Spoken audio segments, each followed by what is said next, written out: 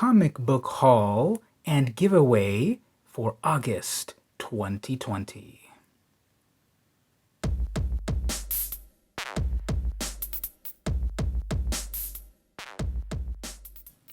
Hey everyone, it's VM Campos, comic book fan. Welcome to another episode of the weekly VM Campos Comic Book Club. It's time for the end of the month comic book haul and giveaway. No purchase necessary. Just watch the video to find out how you can enter to win some cool comic books in this month's giveaway. Just watch the video, no purchase necessary, to find out how. Let's get started. So one of the books that I picked up was Captain Marvel The End one-shot. This book is climbing up in price for a very interesting plot point taking place in the year 2051. No spoilers. So I got the regular cover here. They didn't have the Peach Momoko cover at the moment. So I got the regular cover, very cool Captain Marvel in a very luminous outfit. In the future, it's a one-shot. Kelly Thompson is the writer on that. Carreño is the writer, and we also have Curiel. So I picked this one up here before it gets too expensive. I don't think it's going to be at the same level of expense, but while I was at the shop, I also got Doctor Strange, The End. So it looks like Marvel is doing a lot of these The End sort of storylines, and we have this amazing, old, grizzled-looking Doctor Strange. Haven't cracked this one open yet. It probably takes place also in the future, just like the Captain Marvel one. Really like that cover a lot. Can't wait to check it out. Finally got issue number 2 of Star Wars Dr. Aphra, Volume 2, The Rings of Valais. It just feels that this came out so long ago, and I guess it did at the beginning of the year before the pandemic started. And finally, I can read issue number 2 of Dr. Aphra's brand new series. So if you don't know about her, she's sort of like Indiana Jones crossed with Han Solo in the Star Wars universe. And this current plot takes place after the events of The Empire Strikes Back. So welcome back, Dr. Aphra. I picked up Doom 2099 number 1. I believe this was published at the end of last year or so, because Marvel was doing a lot of these 2099 sort of one-shots. And here we have Dr. Doom. I read the original Doom back in the 90s. I really enjoyed it. I thought it was an interesting take on the character in the future and such. And so I'm a sucker for that sort of nostalgia.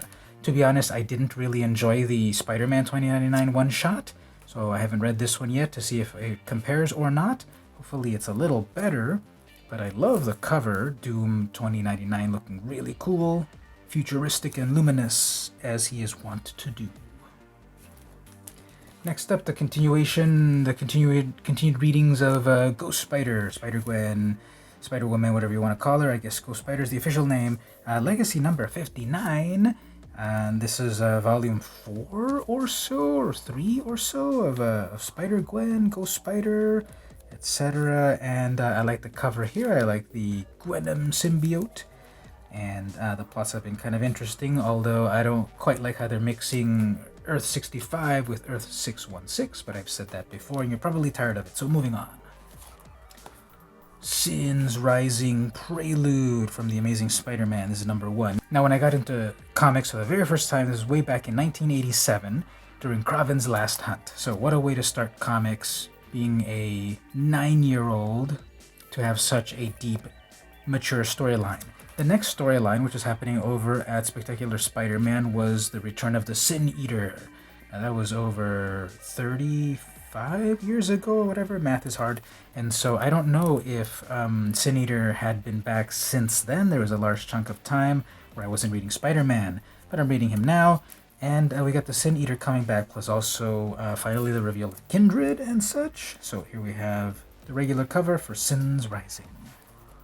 I pick up my comics once a month, so sometimes there's a stack of subsequent issues. So I also got Amazing Spider-Man 44, 45, and 46, which is all part of that whole new Sin Eater Kindred reveal sort of thing. So beware the Rising, and then we have Sin's Rising 1 and 2 and so forth. And I love this cover of the Sin Eater. Sort of painterly artistic, and as usual he's got a shotgun ready to cleanse the sins of the world, and Spider-Man tormented to try to stop him. So I got a lot of reading here to do on the Spider world. I picked up Venom number 25, actually Legacy number 190. Obviously, in 10 issues from now, they're going to do some big extravaganza. Venom issue 200. And this is the third printing, Carnage versus Tyranno Venom. So don't sleep on these later printings of these big books. If you're in it for the collecting of it, second printings and such are starting to get in good value. Not just first printing. It was for a long time just first printing. Second printing is trash. Line your birdcage with it. But I started to see so many second printings and on that are getting valuable, like the Spider-Gwen. Even fourth printing is starting to be pretty valuable now that first printing is like at $500. Even the fifth and fourth and fifth printings and such are valuable. And other books that went on to sixth printings, those are a few double-digit values, not like the 99-cent trash it would have been back in the day. So I got my original, first print of number 25, of course. But then at the shop they had some third printing, so I got one, and it's a pretty epic cover with Carnage versus Dino Venom. Moving over to DC Comics, here's the one I really wanted to get. So I love the Tales from the Dark Multiverse one-shots. The Death of Superman one shook me, as the kids would say. That one was Lois Lane taking on the mantle of Superwoman after Doomsday does kill Superman and he's not able to come back to life, with the Reign of the Superman storyline and all of that from the 90s. Well, what was another amazing plotline of the early 90s? Batman Nightfall. So here we have the Dark Multiverse version of things, and I already kind of read the synopsis. I haven't read the book, but I read the synopsis, and it is freaking epic, and I wanted to get it, so I did find one at the local shop. I thought I'd have to go to eBay and get it at an exorbitant price, which they're starting to rise now, and so here it is, Batman Nightfall from the Dark Universe, Dark Multiverse. All hail Saint Batman! Moving over to Image, I'm picking up Spawn, so record-breaking 308 issues of this series. Is the longest running series of any independent publisher, so obviously it's not as long running as Spider-Man and Batman and all of that, but it's the longest running independent one after it surpassed Cerebus. Here we have 308. Cerebus reached 300. It's longer running than Walking Dead. That one reached 193. It's longer running than Savage Dragon. That one just reached 250. It's longer than Gold Digger, Fred Perry's Gold Digger. That's like at 280 or so. Longer than Knights of the Kitchen Table. What is that one at? Also like at 260, 250 or so. And so it's got our comeback will be bigger than our setback trade dress on that, and its Consequences of Sin Part 1. Mercy, number 4, from Image as well, with the trade dress right there. So continuing the story of this eldritch horror by Mirka Andolfo. I'm enjoying the art and the story on that. It's rated mature. It's very violent and sexy, and it's very WTF. What is even going on in the story? So this is issue number 4 of the series. I believe it's a 5 or maybe 6 issue limited series. So here's number 4. Negan Lives, number 1, second printing. So, Negan one-shot story, although the ending of it makes it seem like there could be more stories, probably will be more stories. It's very open-ended ending. After the surprise ending of The Walking Dead at 193, people were, of course, still wanting their Walking Dead fix, and Robert Kirkman et al. Was happy to oblige. There's a letter printed in the back about how they were still going to print a Walking Dead series, especially after the pandemic and such. And it's this one-shot. So this is a second printing, and like I said, second printings and so forth have started to get in some value, and the Image books, they don't do a lot of second printings, although, Spawn 300 went up to third or fourth printing. But here's a second printing. There's so many variants of this, just with the logo. There's the regular red logo, there's this blue logo, there's a bronze foil logo, there's a gold logo, silver logo, there's a bunch of types of logos. The one at the shop, they were selling the bronze one, I guess, for $200, and checked on eBay, and I'm like, yeah, right, $200 if it's 9.8 signed, but they were selling it raw for $200 at my local shop, so that's pretty weird. Anyway, I got the regular priced second printing blue lettered cover. Last time I went to the comic shops, I finally thought, okay, let me get this pretty violent, with lots of swears, comic. from Derek Hunter. And I read the first issue and I liked it. I like the art. It's really funny and cute and violent. It reminds me a lot of F Fairyland by Scotty Young. But it's about superheroes. So we have Gamma Ray, and she's just trying to be a good superhero, but she causes a lot of collateral damage and gets mistaken for a villain and such, and goes on rampages. So I picked up, at the same shop, I picked up number 2. Love that cover right there, like the bloody ice cream van and everything. Number 3, even more blood. She's popping out of a monster's skull to take the jewel, I guess.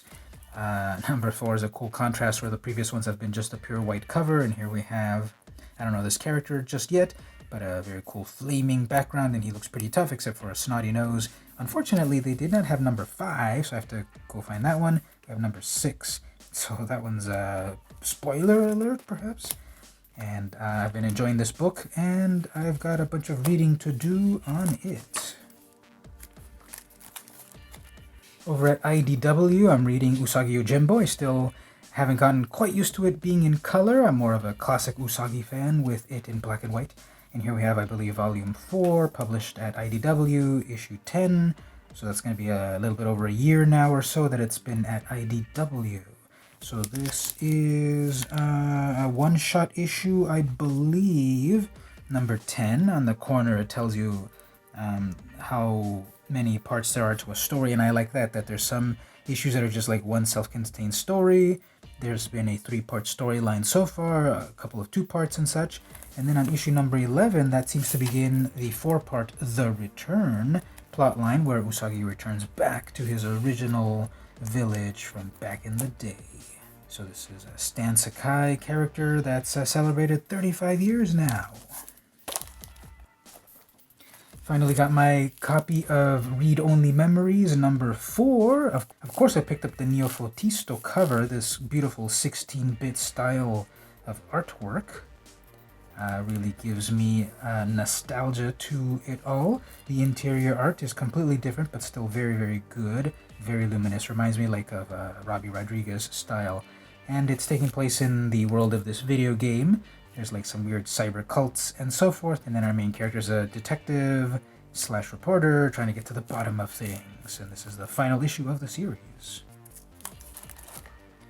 Oh yes, I got Star Trek Deep Space Nine, number 1, Too Long a Sacrifice. This is like meeting up with an old friend. Star Trek Deep Space Nine is my favorite Star Trek of all. It's the best Star Trek of all. Fight me on it. Don't even try, actually, you've lost. This is the best series of all. There's just such a range of personal conflicts, personal triumphs and tragedies, global conflicts, galaxy-wide tales, well-developed characters. It's amazing. And it's great to see a return to this world of Deep Space Nine. There has not been a Star Trek Deep Space Nine book in a while. I think way back in 2013 or 14 was one of the last times that was published, way back last decade. I would have liked to have gotten the photo cover. I got the regular cover. Haven't read it yet, haven't opened it yet, but I can't wait because I love Star Trek Deep Space Nine. Next up, I got Voyage to the Stars, number 1, cover A. Now, this is from a podcast. Is this the first comic book that came from a podcast? I know that there was the Thrilling Adventure Hour comic a few years ago. Don't know much about that original source material except for the comic, which I enjoyed. And so here is from a podcast that has become a comic book. The cover, of course, if you might recognize it and grew up in the 80s, this is an homage to the Goonies movie poster with all of the characters. I don't know any of these characters. I don't know this podcast, but I thought the cover looked cool and the concept was cool, so I picked it up. It's issue number 1. Perfect place to get started. Alright everyone, let's pause for the giveaway. Remember, no purchase necessary. All you have to do is go to my website, vmcampus.com/contact, and send me an email and tell me about your favorite Japanese animation or Japanese comic. So tell me which is your favorite anime, which is your favorite manga, and why it is. Do that before the next comic haul, which is at the end of next month in September, to be entered to win some comic book prizes. We'll be in contact when you win about what you'll get exactly to choose from. So get on over to my website, Send me an email, tell me about your favorite manga or anime, and you'll be entered. No purchase necessary. Easy as that. Back to the show. Over at IDW, I'm picking up Deja Torres. So this is an interesting character that's been around since, the 30s or something. And this is a new take on the character, new plot lines. This is issue number 6. Amazing Lucio Perillo covers as usual. I love his covers. They're almost like an auto purchase. For me nowadays, it's like this realistic Alex Ross style, but more fantasy focused, I would say, in the realism of the Alex Ross usual styles. Vengeance of Vampirella is another one I've been picking up regularly, another Perillo cover. This is a sequel to the story from the 90s where Vampirella dies defending Earth. They try to bring her back in this Vengeance of Vampirella Volume 2. They do succeed. Spoiler alert, it happened back on issue 3 or whatever, as issue number 8. And now there's even more stuff that's going on where Vampirella versus the Lords of Chaos and Mistress Nyx and such. So another epic Perillo cover to add to the collection. We've also got another epic WTF story, Red Sonja and Vampirella meet Betty and Veronica. So in this alternate dimension or whatever, we've got the Scion of Draculon and the She-Devil with a Sword meeting Archie's pals, Betty Cooper and Veronica Lodge. Is a very cool, like, hippie sort of cover. Issue number 10. And I also got issue number 11, another sort of like hippie sort of style, kind of realistic and such. And then I got issue number 12, Laura Braga's cover. The ending is kind of like a the end question mark, but I'm like, yeah, right. It's been so popular. This was a limited series of only like 6 issues originally. It became so popular that it already went up to 12, and I'm sure more are coming because of that final page of this issue. And lastly, I finally got a copy of Sacred 6.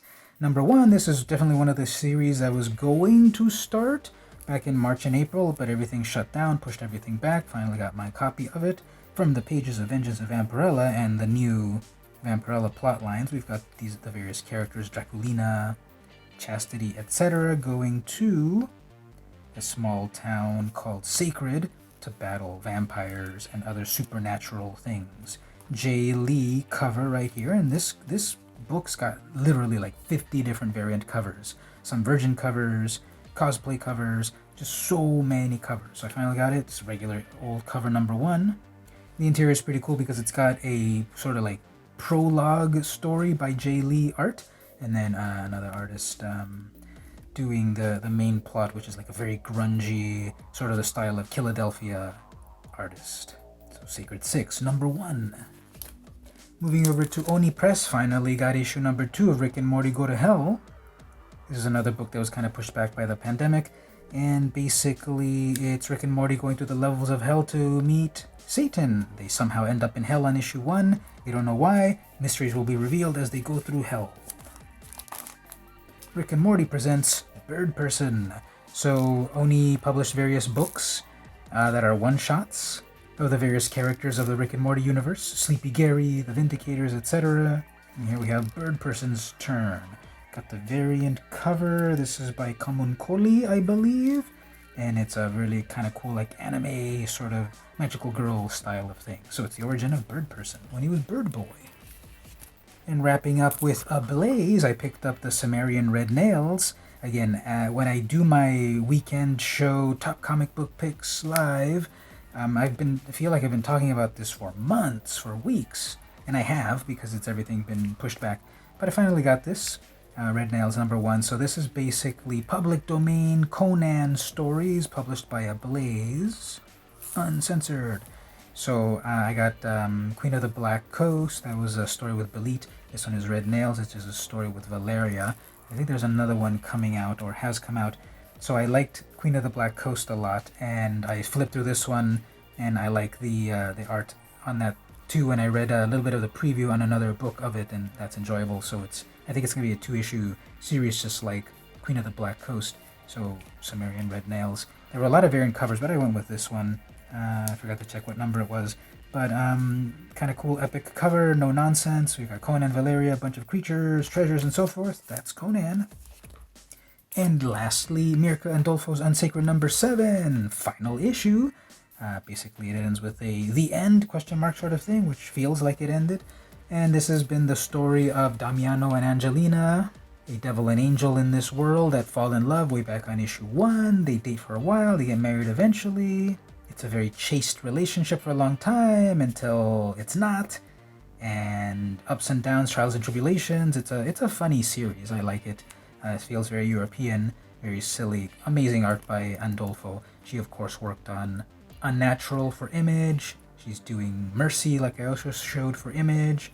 And then she's got here this other series in Ablaze, and she's also worked for DC and Marvel, doing covers and other sorts of things. This is a final issue of a pretty fun series, Unsacred number 7. So there you go, that was my comic haul for this month. Lots of books to pick up.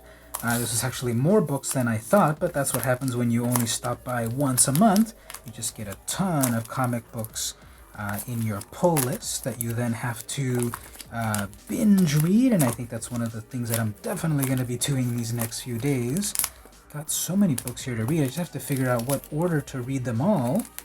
And I can't even put them all on camera. Here's just so many amazing books to show off. Tell me where to start. Tell me there in the comments which of these many books should I read first? Which of these have you read yourself? Which of them are you going to read? Which ones have I recommended to you that you might want to check out?